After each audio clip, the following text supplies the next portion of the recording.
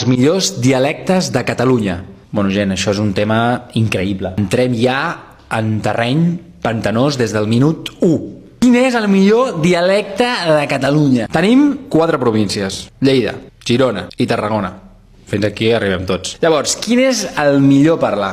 Jo ho tinc clar. Ho farem descartant. Primer, Girona. Descartat. Descartat. Parlen raro. Parlen com un català forçat de telenovela de TV3, o sigui, no. Segon, Barcelona. No saben parlar. 3, Lleida. Parlen amb l'E.